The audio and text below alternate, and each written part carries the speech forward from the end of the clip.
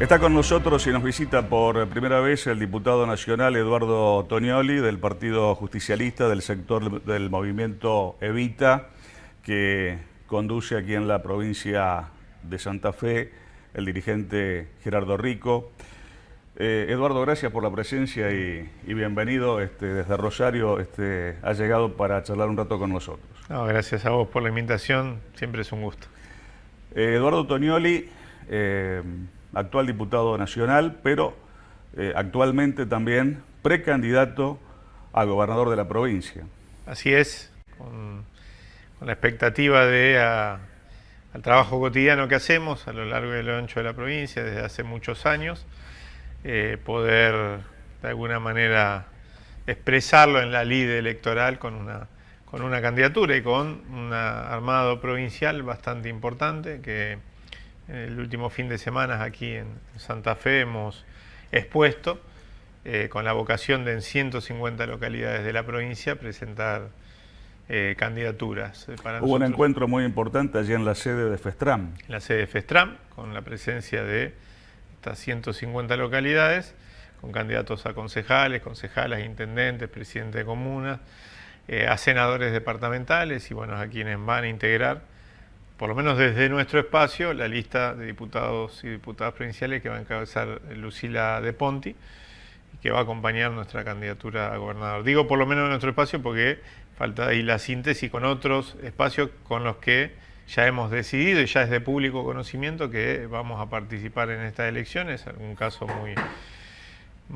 que generó algún ruido positivo, ¿no? Ese ruido, porque sumamos a un gran frente, que es el que está construyendo el peronismo con otra fuerza, a una fuerza como Ciudad Futura, ¿no? En la ciudad de Rosario, con la candidatura de Juan Monteverde a intendente, y así con otras expresiones que llegado el momento del cierre, van a de alguna manera dar que hablar, pero porque va en la línea de lo que estamos planteando, en una política santafesina en la que una parte de la dirigencia ha decidido ir de furgón de cola del macrismo, básicamente. El Frente de Frentes es eso, una parte de la dirigencia que integraba lo que alguna vez fue el Frente Progresista decidió irse detrás del macrismo en lo que ellos definen un frente de frente, pero que para nosotros, y además por lo que dicen sus propios dirigentes a Cámara, es un frente antiperonista, exclusivamente se juntan para ganar el peronismo. Frente a esa situación, nosotros siempre sostuvimos, o por lo menos en los últimos meses, cuando se da este escenario, se empieza a construir ese escenario,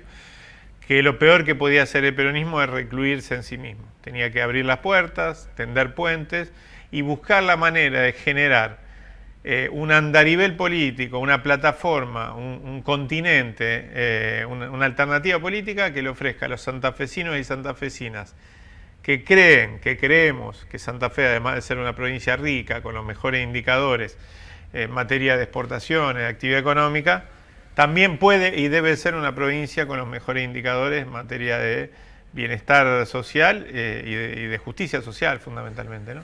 Por lo que uno conoce del diputado Tonioli, siempre ha sido de origen peronista, siempre militando dentro de lo que es el sector del movimiento Evita.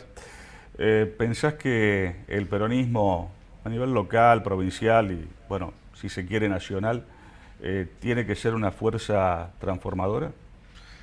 El peronismo, la historia del peronismo obliga a que el peronismo sea una fuerza que transforme la realidad. ¿La historia y el presente?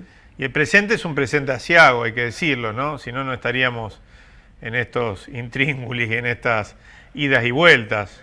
Tomo el caso de Santa Fe porque es paradigmático. Nosotros tenemos un peronismo que ganó, que llegó de la mano, por supuesto, de la figura de Omar Perotti después de una PASO competitiva junto a María Eugenia Bielsa, pero que tuvo el acompañamiento de todo el resto del peronismo y de otras fuerzas afines, y que sin embargo llega al gobierno, y cuando llega al gobierno decide de alguna manera cortar amarras con esos otros espacios, ¿no? No hablo de lugares en el Estado, hablo de ese diálogo necesario para construir una gran coalición, una gran fuerza política y para gobernar, ¿no? Y para generar mayoría. Lamentablemente la gestión oficial, el gobierno de Omar Perotti, ha perdido vínculos con su base social, que es el movimiento obrero organizado, las organizaciones sociales, la comunidad, el empresariado local, pyme, etcétera, y avanzó en un camino que no es el que más nos gusta a nosotros, es una versión del peronismo que, como el Frente de Frente, pero para eso ya existe el Frente de Frente, para representar esas ideas, suele consultar primero con la Bolsa de Comercio antes que consultar con los gremios, con las pymes, con la comunidad, con los credos, con las organizaciones de la sociedad civil, ¿no? Yo no tengo ningún problema en dialogar, y de hecho lo hacemos cotidianamente con actores del poder económico, con la misma Bolsa de Comercio, etc. Ahora, un gobierno peronista que se preside tal tiene que tener un oído en el abajo, ¿no? Y no está eso. Nosotros queremos recomponer esa relación con una parte importante de la sociedad que se siente huérfana de representación, ¿no? Mientras lo escuchamos al diputado Eduardo Toñoli, nuestro director nos está mostrando distintas imágenes que tienen que ver con la actividad de FESTRAN que estábamos comentando hace instantes, y también con otras recorridas y encuentros, aparte de tu labor legislativa en el Congreso de la Nación. ¿Qué es el Fondo Federal Devolutivo, Eduardo? Nosotros hemos presentado una iniciativa, para nosotros es parte central en términos programáticos de lo que queremos plantear para la provincia de Santa Fe, porque es un mensaje en el concierto nacional. Estamos planteando la posibilidad de recuperar el Fondo Federal Solidario, que fue una política exitosa en la Argentina del 2009 al 2018, hasta que Macri decide por decreto borrarla de un plumazo, y que permitía que el 30% de lo que obtenía el Estado federal, el Estado nacional, en materia de retenciones a las exportaciones de soja y derivados, fuera a parar a la provincia y fuera a parar luego a los municipios, un porcentaje de eso. Vos, si te tomás el trabajo de preguntarle a cualquier presidente de comuna, a cualquier intendente de la provincia de Santa Fe, no importa de qué signo político sea, qué le parecía esa política del Fondo Federal Solidario, te va a decir que le parecía bárbaro, te lo va a reivindicar, porque eso permitió hacer tracaladas de obras menores, obras de infraestructura en todo el territorio de la provincia. Bueno, bien, nosotros estamos planteando la posibilidad, por un lado, que vuelva el Fondo Federal Solidario, y a ese 30% que se repartía entre las provincias y luego con los municipios, agregarle un 10% de esas retenciones que hoy, con las que se queda el Estado Nacional, que vaya a parar directamente a las provincias productoras de soja. Esto es algo similar a lo que existe para las provincias productoras de petróleo, por ejemplo, que tienen el concepto de regalía, ¿no es cierto?, el beneficio de la regalía, que está fundada en la idea de que el petróleo es un recurso finito, no renovable.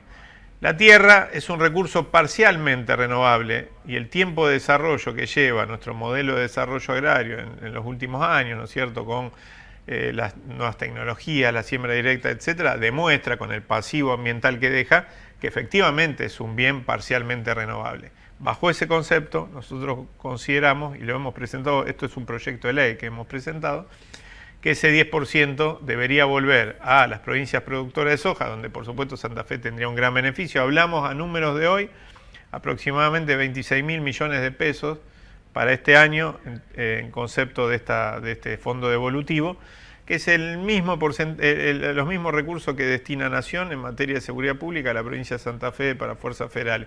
¿Para qué? Para que vuelva y permita atender el pasivo ambiental, el pasivo demográfico, porque estamos construyendo un campo sin campesinos y apelotonando, ¿no es cierto?, santafesinos y santafesinas en los grandes centros urbanos, ahí donde no pueden muchas veces encontrar todo lo que creen que van a buscar, ¿no? En nuestras grandes ciudades no están ofreciendo eso.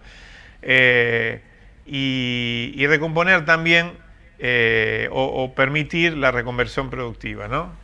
Inversión para reconvertir productivamente, rotación de cultivo, riego, etcétera. Digo que de alguna manera podamos planificar con recursos, por supuesto, a futuro, una evolución de nuestro modelo de desarrollo agropecuario, donde empecemos a poder pensar realmente en serio en el agregado de valor en origen, ¿no? También.